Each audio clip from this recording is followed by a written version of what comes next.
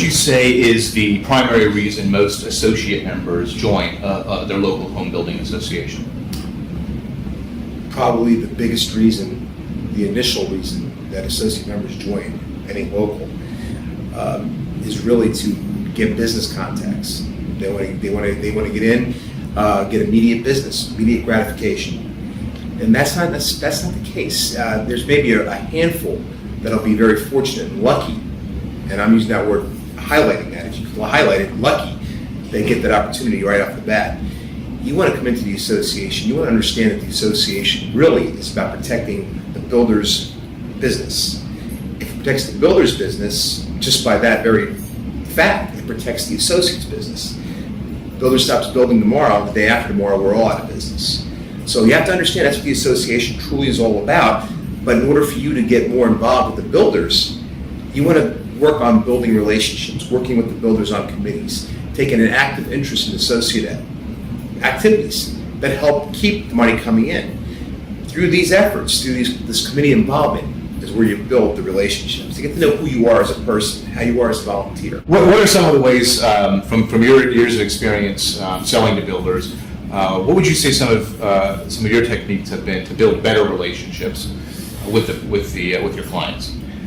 Well, to build better relationships with my existing clients, number one, I have a different view of my clients. I look at them as a person who has an active interest in my financial health. So I want to make sure that they're taken care of. I also want to respect that their time.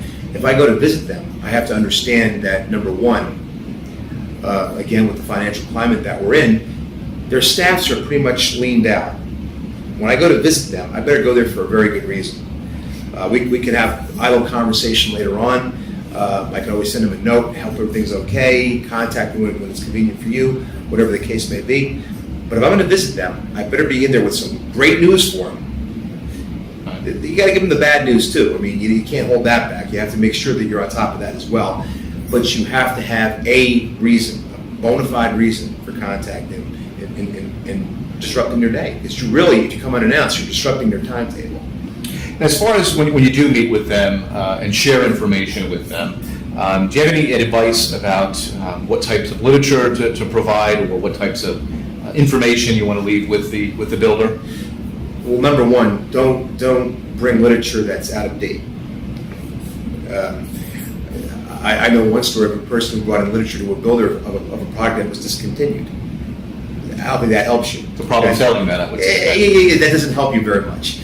Make sure your literature is up to date. Make sure it's current. Make sure it's something that fits the builder's product. See, a lot of people will bring literature in for a builder. It could be some high-end situational product, and the builder's building affordable housing. Well, that's kind of an oxymoron. A high-end product going to an affordable unit doesn't make sense. Understand what your builder is building, what their product is to the consumer, so you can bring in the proper literature. So keeping it current and keeping it appropriate is what I would recommend. Okay. And as far as ongoing communications with the builder or with the builder's staff,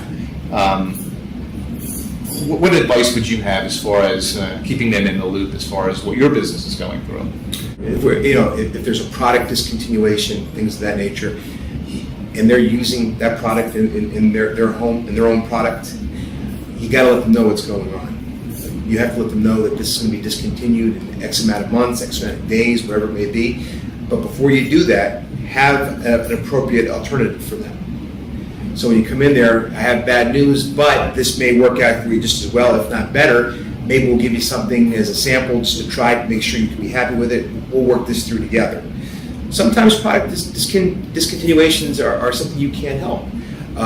Company may go out of business. They may discontinue their own product use from their wholesaler. These things are out of control. What's not out of control is you understanding what's in the builder's product and that you stay on top of all the products in that person's home. Well, if you choose to mistakenly wait for the last minute to tell the builder, or if you know that the delivery date is going to be late, how does that impact the builder and the other subcontractors that the builder's working with? Well, number one, if you're not paying attention to the builder's business, that time you spent to get in with him or her, well, basically it goes back to my point about lying. You were not being genuine in the way you presented yourself to them. You were going to take care of that business, so you should be on top of your game. But sometimes things slip through the cracks. But here's what happens when they slip through the cracks. You set off a domino effect. I'm in the lumber supply business. If we have a truck that's scheduled for a first delivery, say for Thursday morning at 8 a.m., and it doesn't get there until Thursday afternoon, until 2 p.m., well, my dispatcher will think, okay, we're talking about a 6-hour lag time. No big deal. What happened was the framer sent this crew someplace else, started another house. That house now sits for maybe 2-3 weeks. That throws off the other trades and services and supplies, and so on and so forth. And now this house I was supposed to close in 120 days now takes 6 months. That extra time just cost the builder construction interest loan, the interest on their loan. Sorry about that. The interest on their loan. That took money out of their pocket. You're not a business partner if you're costing your partner money. They're going to want to end that relationship as soon as possible. So you have to stay on top of it. You're part of the process now. As far as trying to develop your knowledge as an associate member in understanding the builder's business, are there any offerings out there from an educational perspective or a certification perspective that an associate can do to better educate themselves? Oh my God. You know, the one thing that if you really pay attention to your local, if you go through the local process first, which everybody does, you're open up to a world of information. You're local to your state, to the National Association of Home Builders. The information that's available to you to help strategize your business, to help have your business plan intact, to help other people, customers, understand what's going on out there in the world as well. There's just an infinite amount of information. Certifications. The National Association of Home Builders has certification programs: certified graduate associates, certified graduate builders, remodelers, etc. Even certified green building professionals, because green now is the hot topic, which won't be a hot topic for long. It's going to be a norm. But you can go through these educational processes, and it makes you that much better of a professional. So it helps you all the way around. It helps you learn, keep up on the curve, helps you prepare better for new clients as well as existing clients, and makes you more valuable to your company that you work for. You talked a little bit about the role the local association plays in the education process and in the relationship building process. What are some of the typical local committees that an associate can get involved with? If you're new to the association, you're looking for a way to gain exposure in the association. What would you tell them?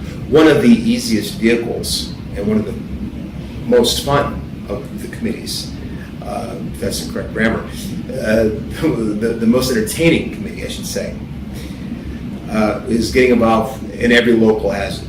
I don't care what part of the country, everybody has a golf committee.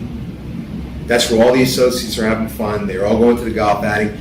Get on the golf committee and start learning to network with the associate members. But let me tell you something. Just because you join a committee, remember, you're on your game there as well. If you say you're going to do something, you do it. If you can't do it, you say you can't do it. But in the meantime, you're there representing yourself and the company you work for. But I would also stress that you, as tedious as it may sound, get involved, if some of the locals have them, the legislative or legal committees, understand what's going on in the industry. Again, if it affects a builder, it's going to affect you. If it affects a builder now, it's going to affect you just a little bit after now. So get on board with that as well. Don't make it all fun and games. Remember, you got to protect your business and your career. And that's what the association is all about. It's to help learn. And also for builder members, a lot of people join the Builders Association, but they don't join in these committees. I can tell you this, to all the builders that I've met over the many years I've been involved, it doesn't matter which local, it doesn't make a difference what state. The builders have told me that the best thing they could have done was get involved with their legal action committee, with their PAC committee, just to find out what's going on legislatively and legally. What about other ways that you can support your association outside of just being involved with committees? Certainly supporting events that the associations have. What would you say are some of the higher impact ways that an associate can support the association? One of the things that, again, this is going to tie into what I just had said about legal and legislative. Understand helping with the committees and the fundraisers and all that's part of getting the local strong, keeping it healthy. When there's a call to action for the state capital that you're in, don't ignore it and say somebody else will take care of it, because if somebody else is going to take care of it, who's going to take care of you? You need to take care of your own business, and don't leave it in other people's hands. You go out and take care of those action alerts, whatever they may be. Call to your state capital, call to your congressman, call to your state senator. It doesn't make a difference. Get engaged that way as well. This is your industry. And would you say that the local builders typically notice the associates that are doing that for the industry as a whole? You know, in our state capital in the state of New Jersey, where I cut my teeth, I would go to our state capital of Trenton, and it's me and maybe a handful of other associate members, but there must be at least 100 builders there with me. They know who is there. They know who could take time away from their business to help fight. That's one thing people will say, and that's the one common mistake that they all make that don't show up at interstate capital. I can't take away 3 hours of business time to be in my state capital. Well, that 3 hours you lose today could save you down the line by keeping you in business. You got to take action. We talk a lot about the steps an associate member can take to increase the value of their relationship with the builder members in their association. What are some of the things that they should not do that could potentially sabotage those relationships? Well, I think the one mistake that amateurs make, and again, I apologize for calling them amateurs, but it's an amateurish mistake, is to speak negatively about their competition. You know the old adage, if you don't have anything nice to say, don't. Well, there's a reason that's an adage. Don't say anything if you have nothing nice to say. Find out what they are doing wrong and highlight the things that you can do that are better than they do without actually saying that they're doing it wrong. The builder's smart. They'll hear those key words. They're frustrated with the competition, your competition's way of doing business. If you give them an alternative by just saying it, they'll pick up on it. Obviously, one of the quickest ways that an associate member can undermine a relationship is by misrepresenting the facts or just outright lying to the builder. What are some of the pitfalls that the associate can find themselves in where they may feel pressure to misrepresent facts, and how should they handle that? Well, a lot of times, and if I'm listening to your question the right way, a lot of associate members, people who are relatively new to business, because people have been in this industry a long time, they understand they know better, and sometimes they don't. But the most common reason is because the salesperson fell asleep at the switch and now they're covering their tracks. You know what? Come clean. It's going to hurt. But I'll tell you what, I would rather have a customer be angry with me than screaming and hang up the phone on me. By lying to them, I will have that latter happen. So you just got to suck it up and be a professional and just be honest. If it's bad news, you got to give it to them. If you fudge and they find out, your credibility is shot, and your business history with this person means nothing. It's what just happened and going forward that's going to affect your life.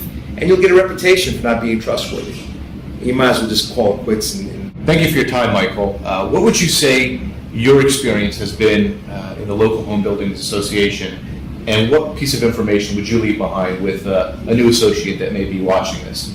I would tell the newer associate members, the people who are either new to the association or new to the involvement of the association. There's two levels there. I would say just keep your ears open, watch the people who are successful, see what they're doing, because they're doing it the right way. They're doing it for the right reasons, for the betterment of our industry. That's what we're here for. We're here to make sure that people can buy a home. That's what we're here for. And yeah, we make money from doing that, but so does everybody else in their profession. There's nothing wrong with making money. But we're here to make sure that the houses can be built and families can live in those homes.